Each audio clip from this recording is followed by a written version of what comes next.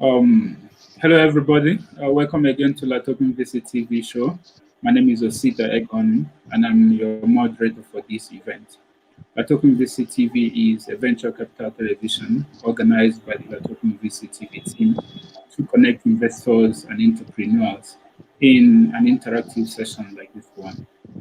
LATOKEN on itself is a digital assets exchange and crowdfunding platform. Over 600 digital assets, such as cryptocurrencies and commodities backed digital tokens, are listed and traded on the platform. And let me quickly mention if you are a project, crypto project, and you are interested in listing your token on a token platform or to pitch on any of our events, please do reach out to me via email or Telegram. Or if you simply want to trade, sell, or buy cryptos, head over to the token platform. Again, welcome and thank you for tuning into this event. Joining us today on the panel discussion are a very special guests, key thought leaders, and fund managers. And today we are going to discuss startup education. What are the steps to becoming a unicorn startup? In case you don't already know, a unicorn startup is a startup that is valued at $1 billion or over. So I'm going to begin this session by turning the mic over to the speakers to introduce themselves. So speakers, please, starting with Batia, please introduce yourself. Thank you, Sita. My name is Dr. Saurabh Bhatia, and I'm from India. I am also a part of Aventures, apart from running my own firm, and I specialize in raising capital and doing business mentoring for startups. Thank you. Thank you. And Harsh, Hi Osita, glad to be back and glad to have you as a host as well again. thank So, a you. brief bio about myself. Uh, I'm Harsh Shetia. I'm working as a venture partner with our ventures. I've worked with Fortune 50 companies. I've worked with unicorns. I had my own startup, and now I'm helping startups fundraise as well as provide them a lot of growth support in terms of strategic tie-ups, network connections, expanding globally, and other such help facilities to help them expand their business. So, thank you. I'm glad to be a part of PCTV as always. Thank you and welcome. Thank you for joining us. And so, to begin this discussion, Bashi, I'm going to start with you. COVID-19 has unearthed possibilities and equally challenges that we could not have before now imagined. So, looking at the current situation from an investor perspective, are there areas startups should be looking into or pivot to tackle the present challenges and exploit the available opportunities in these uncertain times? Got it. So COVID-19 has kind of, really restructured of how the startups and the entire industry is structured, right? So there were a lot of industries which were earlier not doing that great, and suddenly they are in huge demand right now. It's been a huge shift. The biggest notable example is obviously Zoom, right? So before COVID, I doubt many people would have known what exactly Zoom was. As in, it was a good company. It was being used by a few select group of people, and it had a good base at at the core. However, it wasn't never really the kind of company that we knew it to be today. Now everyone is using Zoom. It suddenly expanded into this huge opportunity, right? And suddenly the first and the most biggest opportunity which COVID-19 has created is remote working. Remote working is what has truly been encouraged after this COVID-19 pandemic, right? There was another startup which I came across. What they were doing was remote employee monitoring systems they were creating, right? So this is another opportunity which was hitherto not really a major sector, but it's really gained wide acceptance, particularly after COVID. Another, we've seen a lot of growth in the edutech space, where since the companies which since the schools and colleges were kind of shut down, the digital education become the primary mode of education, right? So edtech companies grow a lot of balance, grew a lot of growth. But at the same time, there's an interesting phenomenon over there. In the edutech space, there are startups, right? One startup is the one who create their own content, and one kind of startups are the ones which provide services to existing schools and colleges, right? So the first startup gained tremendous value during the COVID pandemic era. However, the second one they could not get that much traction because essentially, since the clients were kind of completely under hibernation due to the COVID time, those startups were struggling, and most of them unfortunately had to close down. So this is another interesting phenomenon which has been observed. The biggest jump we've also seen is in the gaming space, right? So gaming was definitely growing a lot, but post-pandemic, you look at the growth in the gaming space. Now everyone has some free time and everyone is investing in gaming right now, right? Even us as investors or other fellow startup founders, they started spending a lot of time in in games, virtual games or esports, etc. A lot of these digital games have kind of come up. A lot of opportunities over there have kind of cropped up as well. Another major sector, obviously the most obvious one, was health tech.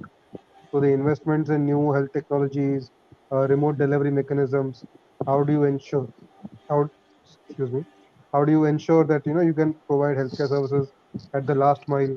These kind of services have gained a lot of importance and a lot of investor interest, especially after the COVID pandemic hit and the lockdowns hit. So these are the basic some of the sectors which we've seen a lot of growth happening, particularly after COVID. Thank you very much, Hash. And Bashe, can we get your thoughts on that as well? Sure. Thanks, Osita.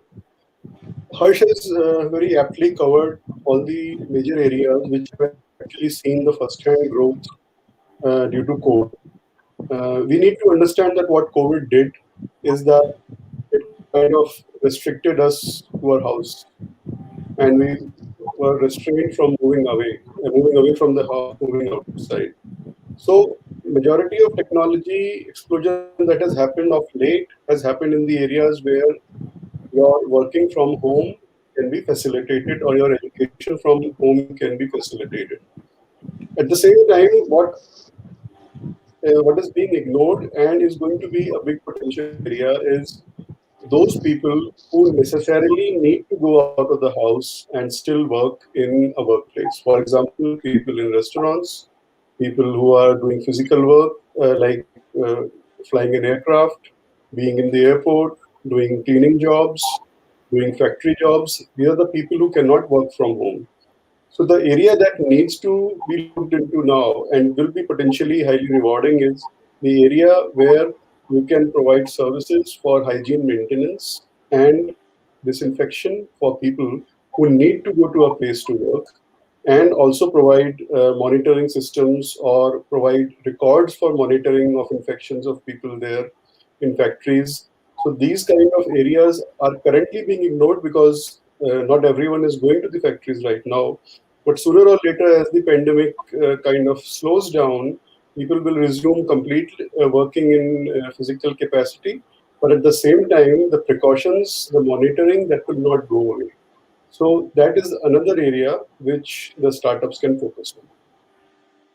Thank you very much, Bashir. And so the remote work environment is becoming a new normal. Do you think that? I mean, how are the corporate world accepting this shift in the work environment? Having probably half or 8% of their workforce, working from home and kind of independence. So, how do you think they welcome this development? But So yeah. Yeah. Okay. Yeah. So, yeah. no, fine. Saurabh can take start first. No issues. Okay. Thanks, Harsh. Um, One of the things, the reason corporate and the corporations were working together in the office was actually carried forward from the industry culture, where everybody had to come to the conveyor belt and get the work done. So it was simply not acceptable that you stay at home and work, and that is why the corporations, by and large, developed the office culture. But now, with the information technology making your presence and giving you the ability to completely deliver from home, it is actually a distinct possibility for the future that people will spend a majority of their time working from home or a home office, and spend some time going to a designated office. So what it means is that there are aspects of working which have been missed when we work from home using a computer. And typically, this is in the form of team building, bonding between people, personal interactions, and ability to solve a problem just by getting up from your seat and walking to the colleague instead of sending a meeting request. So, all these aspects have been missed. But then, this is also true that they need not be in picture every day of the work week. So what I see in future is that people will work from home, but 1 or 2 days a week probably they'll go to an office and interact with their colleagues, and so it will build the necessary bond as well as deliver the necessary work from the computers at home. And for the companies, the big benefit will be in optimizing the space, the expense on the infrastructure that will come down. So companies will be able to probably hire more number of people or give out a cheaper product to the consumers. So overall, this should bring in some good things in the economy. Thank you very much. And Hash, you previously had something to say. Yeah, so I have a slightly different take on that, right? So working remotely, definitely, some of the points that Saurabh was mentioning, that the costs of the companies in terms of the infrastructure, the rent, the utilities, the staff, etc., all that has definitely been a huge saver for the companies, right? However, in the longer run, created a lot of problems as well for the large organizations.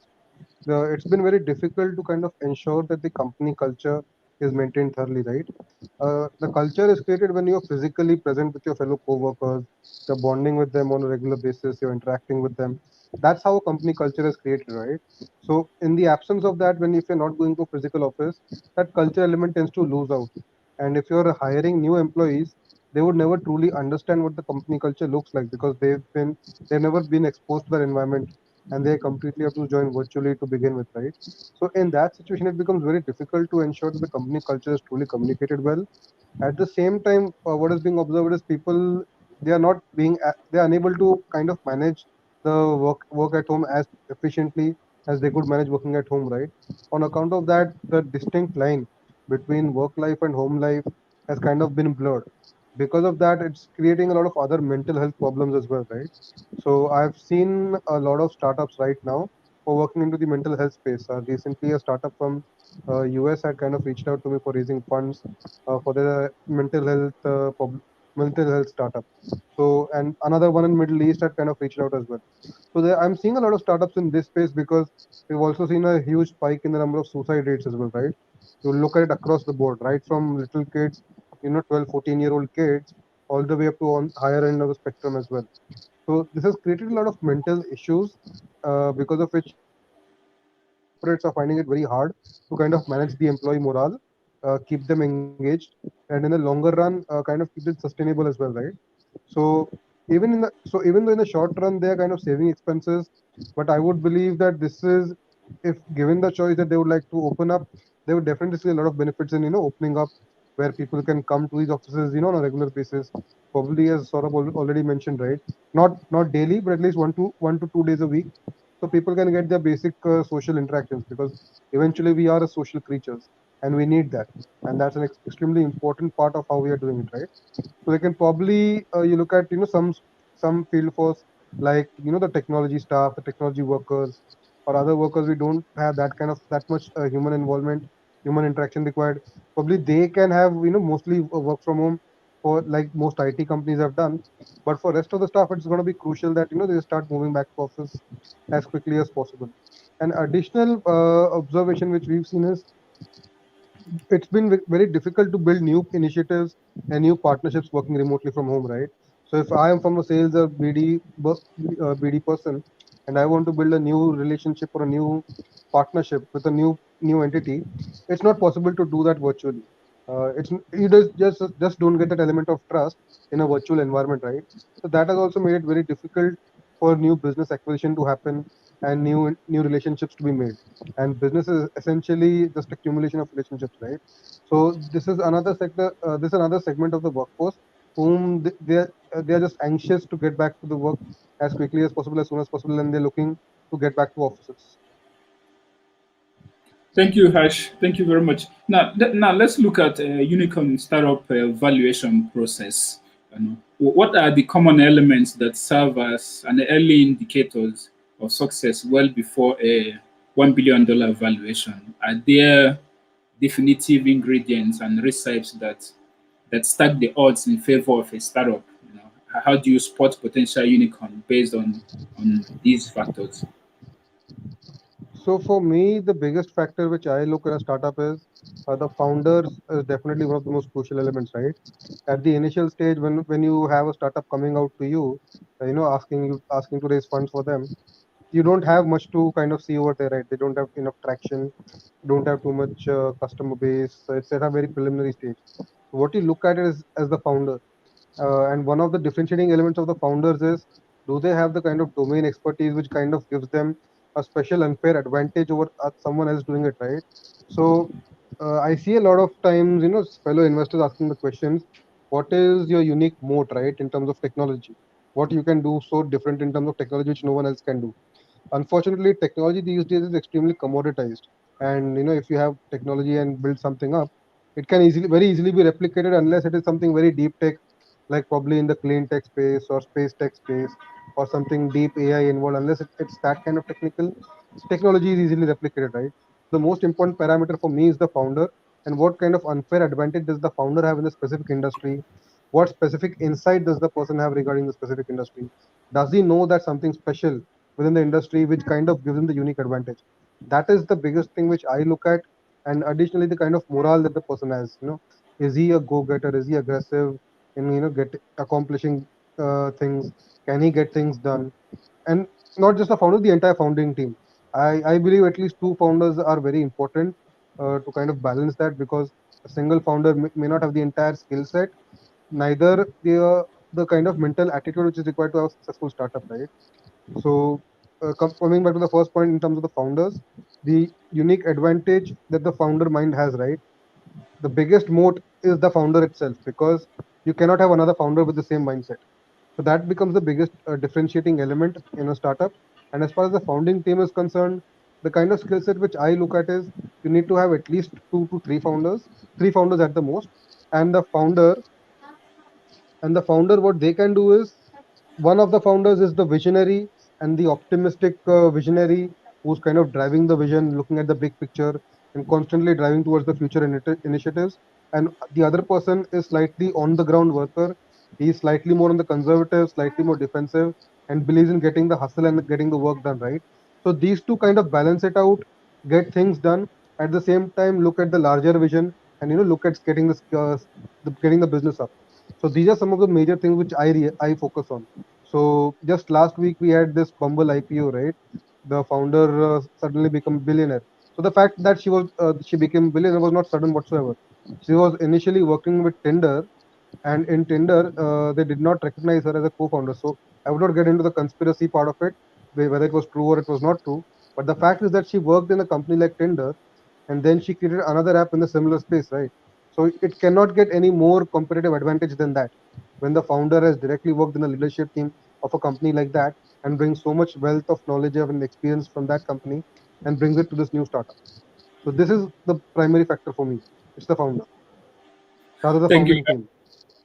Thank you. I mean, that reminds me a paper I read sometime where it says, referencing, when you mentioned that a conservative founder and a founder who is enthusiastic. So this paper says that an introvert and extrovert make the best startup founders in the world. So, so I'm just recalling that. Thank you very much.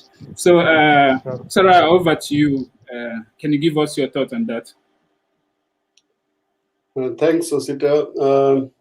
So one of the things that is very important for me is to judge that what kind of flexibility in their attitude the founders bring on board. Uh, in my experience, I have seen a lot of founders who suffer from my baby syndrome, and they treat their startup as their baby, their idea. They are very, very protective about it.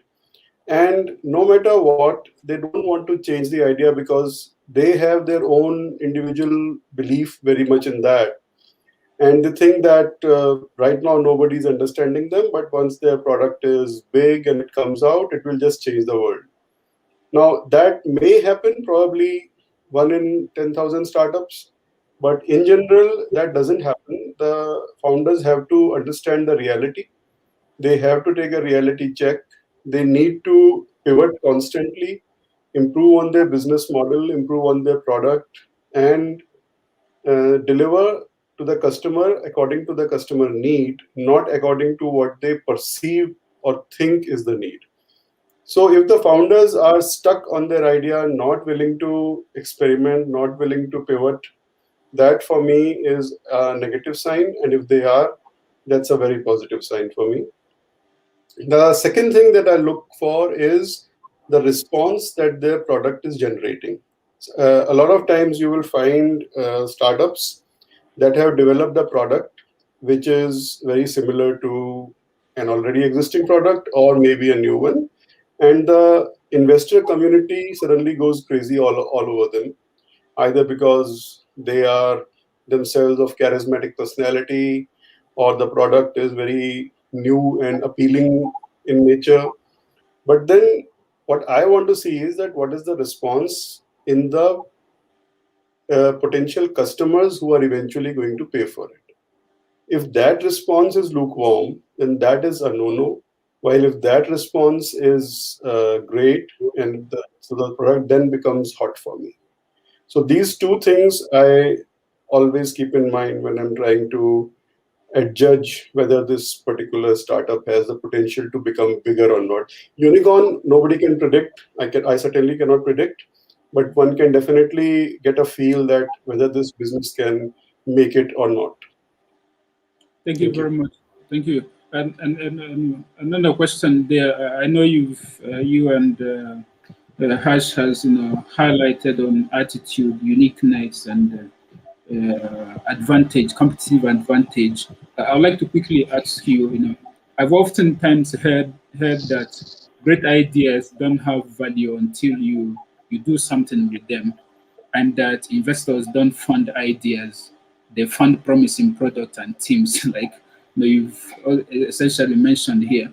In essence, this means that a startup, as a startup, you need to show investors that, funding or not, you are serious about pursuing your ambition, bringing a product to market and tracking your results to show viability. Perhaps I could ask you in a more different term, as an investor, what are your priorities and key points when deciding to invest in a startup? Should I start or? Yes, yes, of course. Okay.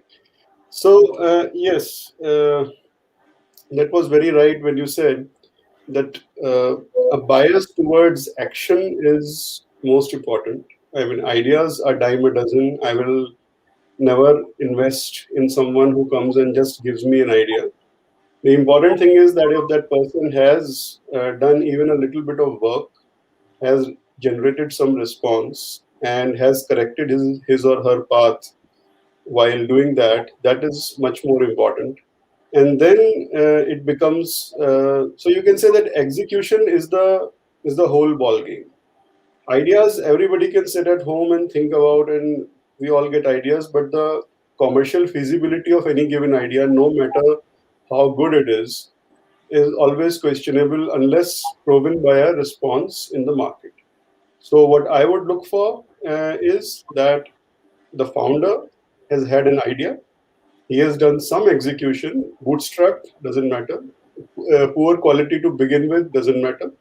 But he or she has developed something, gone out to people without the fear of being criticized or without the fear of failure, and seen the market response and is willing to change his path a little bit here and there to make sure that the execution is to the satisfaction of customers, no matter at how small a scale he or she has done it, but it needs to be done. That gives me the confidence that this person is going to be a go-getter. Thank you very much. And Hash, can I get your comment also? Yeah, so definitely the point which Saurabh mentioned, right? Definitely ideas. I see hundreds of ideas on a weekly basis, right? So it's so common that ideas have no meaning whatsoever, right? People can think all the amazing things that they are there, and unless they execute upon that, doesn't make any difference. So execution is the key, and the biggest advantage. There's a book called Atomic Habits by James Clear, right? So I'm in no way associated with the guy, and just mentioning his name because it's a good book, and I believe everyone should read it, right? What he writes it over there is the habit or success is created by incremental improvement of 1% on a daily basis, which can be done through continuous practice on a regular basis, right? So the same logic and same principle applies to a startup as well. It comes down to what you're executing consistently on a regular basis and what you're doing differently. An idea doesn't make and it doesn't make a unicorn whatsoever unless it is executed properly, and that is what the focus is. If you do the same thing over and over again, marginally improve yourself on a regular basis, even if you do it like 1% a day, or even if you do it like 1% in a week, when it compounds at the end of the year, you see it's at least growing 10 times or 20 times of what it used to be a year back. So that is what is truly important, consistent focus on something. So that is one of the major things which I'm looking at is the founder or the founding team, constantly executing, constantly implementing new things. Those are some of the major elements. Additionally, what other major aspect which I look at over here is the founding team and the next level of leadership team, right? What is the synergy and the sync between them? A lot of the times, what happens is the leadership team, if the founding team kind of mistake makes a mistake in hiring the right leadership team for their startup and does not set the right leadership culture within the company, right? That can also turn out to be a big problem because with a startup is not just a product or not just an idea. It is a combination of an idea, product, systems, processes, culture. It's a cumulative of so many things, which is what makes a successful startup such a rare phenomenon because it has so many moving parts, and even a single moving part can turn out to be a huge bottleneck in the growth of the startup. So that's why you need to see all those the combination of multiple elements to see and judge the startup that yes, this could be successful in the long run or not. Thank you, Harsh. How easy is it for startups to achieve the coveted status of a unicorn valuation? Needless to say, it's extremely tough, right? With the number of the number of unicorns that we've had, it kind of highlights that. Not just unicorn status, even for a startup to survive for 5 years, even that is a very rare phenomenon, right? The rate at which the startups are created and the rate at which the startups are closing down, it's extremely high. As in, you barely have like one in a thousand startups which even survive 5 years, and one and even smaller number which actually makes it to a unicorn status.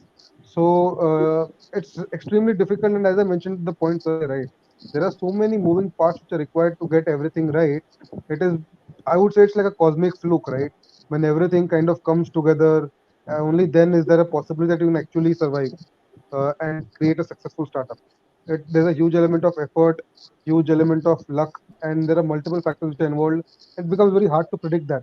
At the same time, I would suggest that focusing on the unicorn element is also not a very important thing, because if you constantly look at that unicorn status, right, instead of focusing on that, why not focus on genuinely delivering value to the customer? Because then your mindset shifts and your startup then becomes a much more successful entity. If you're focusing on just the unicorn valuation, sometimes the companies would just start fundraising on a yearly basis just to target that unicorn valuation, when in the end they are not focusing on the customer and not delivering the right value which they're supposed to. So if you deliver value to the customer and let the outcome, whether it's a unicorn or not, let it be determined by the market forces. Your focus should be on giving as much value to the customer as possible, and don't focus on the valuation itself, because as long as you're delivering value and you're stable, I think that is the true value that one should aspire to. I know one startup on a very personal level. They raised a huge amount of funding a couple years back, and since then they haven't raised it at all. Right now, if they would have gone out to raise funds, they would have easily been, like a $4 or $5 billion valuation. But they haven't done that because they don't need the money and they don't need that unicorn tag associated with them. It just doesn't matter because they know that they're adding value to their customers, to the people, to the employees, and that is what really matters in the end. Unicorn is just a media hype which has been created. Personally, Thank you very much. Thank you. Moving on to the next question. Surai, I'd like to take you on this one.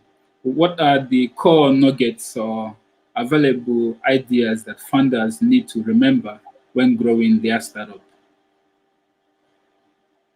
Okay, I think this question from you is a good segue from the previous one about the unicorn and the tag. And now we are talking about the core value which needs to be retained.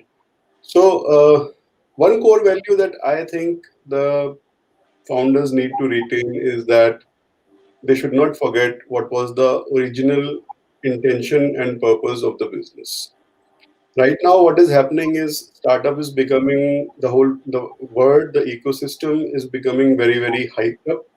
So everybody is in a hurry to start a startup and then go on to attempt to become a unicorn. But my view would be that think twice that do you even want to become a unicorn? Do you even want that tag? Or do you really want to continue doing the business that you started with? So a lot of people bring in startup ideas with some execution which has a social goal, which has some charitable goal sometimes. And once they are into the startup rigmarole, it's all about money, then raising funds and kind of increasing your valuations and then going for next rounds, trying to be either acquired or get into an IPO. So it becomes, I think that the CEOs or the founders can get actually a little dragged down into these processes and tend to forget what they had opened the whole business about, except for making money part, which they're probably making if they're successfully becoming a unicorn, or will make when an IPO happens. But just remember the purpose of the business, and probably that will keep the business very grounded. I will quote an example of Zoho in India. Once again, disclaimer: I have no association with them. But I read an article by the Zoho founder that we never wanted to raise money because we wanted to grow organically and continue to serve the customers that we want to.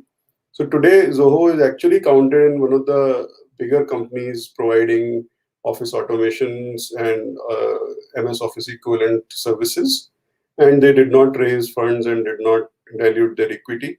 So although they suffered for in the initial years, but they eventually reached the point in 18 to 19 years that it became a common household name. So that is one example where it can be done and without forgetting the original purpose of the business with which you started. Thank you.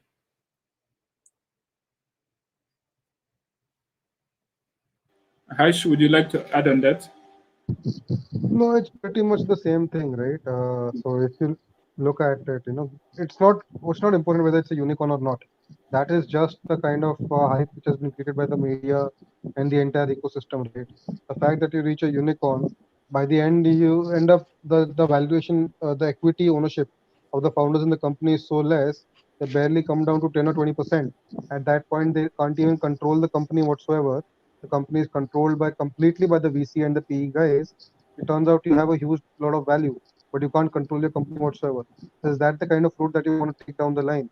So that is a crucial thing which they need to understand. It's not all rainbows and fairies at a unicorn, right? Even though the word is unicorn is similar to a fairy tale word of having an exotic animal, but it's not all glorious about that. There's nothing so glorious about that, because if you end up losing the purpose of your company, you kind of in a way failed in what you want to accomplish, right? What you truly wanted to accomplish was to have a successful business and add value to your customers. As long as that is there, you don't have to worry about being a unicorn or anything else. If you can consistently deliver value to your customers, investors will come after you. You don't have to run after the investors to get money. Just do one thing right, focus on your customers, consistently deliver value, and you won't have to worry about getting funds from the VCs whatsoever. Thank you. Harsh, now we're going to take the last question here before I move on to Sarah. So I know you've made a lot of references to areas where there's huge potential for growth. Perhaps you could touch on those areas again. are there areas that have been identified as having potential for growth and yet untapped? I'm sorry, I did not follow the sectors with potential of growth. What was that? Yes, and yet these areas are untapped. It needs to be explored, and advantage needs to be taken to offer solutions in these areas. Okay, you mean which sectors are untapped yet, right? Yes. Okay, got it. So definitely, the edutech space, especially in India, right? India currently, if you look at it, it's leading the world in terms of the edutech space. We've had one of the major unicorns in Byju's and a lot of other companies who are, reaching hundreds of millions of dollars of valuation, right? So edutech space is pretty much there. One major opportunity which I see is in the fintech space, which is yet to be captured, right? Probably crypto will do it. We still have, some time to see that. But the biggest difference which I see in the fintech space is to make cross-border remittances more easy. Currently, what is happening is cross-border remittances are still pretty expensive. You look at back 10 years back, it would cost you 5%, 6%, 7% to get those cross-border remittances done. Then PayPal came and brought it down to around 3.5%. Currently, you have a company like TransferWise doing it at 2%, right? So if you can kind of have these kind of fintech innovations to bring these transaction values down, create much more valuable offerings, give international cards, which minimizes these rates, right? There I see a lot of potential happening, particularly once the lockdown is over, right? Once these lockdowns are over and international travel is freed, the opportunity and the boom which will happen in this space is going to be phenomenal. And if crypto actually becomes mainstream by then, you can actually expect the international remittances to be like pennies on the dollar, literally, because there you don't have to go through these big banks charging their own commissions on top of that for these clearing charges, right? So that is one major area which I see. I also mentioned the point about mental health, right? I haven't come across any serious startup in this mental health space who's trying to make a true difference, as of right now, where people can kind of speak to someone, have someone to talk to, and have not just like a professional counselor, but just kind of someone to speak to on a friendly level, right? There was a startup I came across about a year or year and a half back who was trying to operate into this segment, but they did not scale it as quickly as possible. So I believe that is another huge opportunity, over there, focusing on mental health, creating an engagement platform for people. Right now what is happening is social media, instead of being the good that it was supposed to be, it has kind of become a little toxic in the bigger picture of in the bigger scheme of things. We can kind of try to figure out a way where it becomes much more beneficial to people in the longer run. That is one area where I see there can be a lot of improvement. And the most important, which I believe right now, and still it's being difficult, it has been tried for the last decade, and even now they're facing a lot of difficulties, digitizing of healthcare data. I cannot even begin to tell you the opportunity over there, how big it is, and yet it is being done by old school methods like having humans manually transcribe data, and you don't have like a centralized database of all the medical history of a person, right? Because of that, what happens is transferring the healthcare information becomes extremely cumbersome, extremely complicated, and one entity, one hospital, one medical provider does not get the data from the other medical provider. So once if we can digitize that, and imagine the COVID handling would have been completely different, and all the unfortunate lives that we lost due to COVID, if we would have had the centralized medical repository of all the healthcare issues of the current patients, we could have prioritized them and ensured that the senior people who are most vulnerable to this vaccine, to this virus, we could have taken proper care for them and ensured that they did not fall a victim to this virus. Unfortunately, a lack of that has what has been a major factor in all these unfortunate deaths we've seen. So I see these are some of the major sectors which we can definitely focus upon. Thank you very much. And Surai, I see you quite on the same line with Harsh. Perhaps you have a few lines to add. Yeah, so yes, I agree to all the sectors that Harsh has mentioned. But I would like to mention an anecdote here. Like sometimes the technology appears in the world a little before its time. So quite a lot of us would remember Iridium, that they had launched satellites and satellite phones 20, 30 years ago, and it was a revolutionary technology and too expensive for the time. And it never really took off, and eventually all the satellites were burned down and Iridium had shut down. Now, I was afraid that a similar fate is actually facing the virtual reality market. But I think COVID should and has given a shot in the arm to virtual reality market. The headsets were too expensive, and the shooting of virtual reality in any way using cameras was difficult. But now both the things have happened. The cameras are available for cheap, and mobile phones and the headsets are becoming cheaper. So probably this is the time when virtual reality can resurface, and probably what we do with Zoom or the streaming may actually get replaced in near future using a headset and communicating. I also feel it's very important that since the travel has been cut down, earlier a lot of students used to travel for educational purposes, whether they were in universities or even in schools. Something as simple as going to a zoo or something as complex as going to a museum to study a Rembrandt. All those things have been shut down now. So virtual reality once again brings the possibility of giving education through the VR headsets and augmented reality. And I think some of the startups are already working on it, but this probably will get bigger as a prolonged pandemic and a prolonged restraint on movement remains. Thank you. Thank you very much. Thank you very much. And that's the question we have for today. Can we now, before we round up, what do you have to say to be a startup, a potential, an entrepreneur who is looking to start up and wants to scale? What do you have to say to them in terms of what is moving forward based on what we have discussed? So essentially, if they want to scale up and times are a little uncertain right now, I can have only two types of advice. One is if their industry is the one which is actually getting benefit from the COVID pandemic restrictions, then probably this is the time to expand and they should go all out.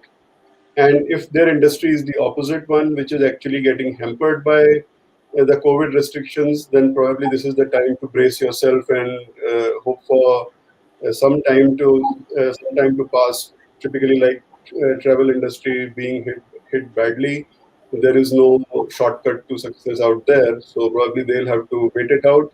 While, as Harsh mentioned, so many of whether it is health tech, edu tech, all these kind of industries, the entrepreneurs belonging to these ones should take this time and not ignore the importance of timing to expand into the market and capturing the market that they possibly can. Thank you very much. Ash, what do you say to the startups and entrepreneurs? So it is always said, right? Necessity is the mother of opportunity. So my bad. Right now, currently the present scenario, right? Necessity is the mother of invention.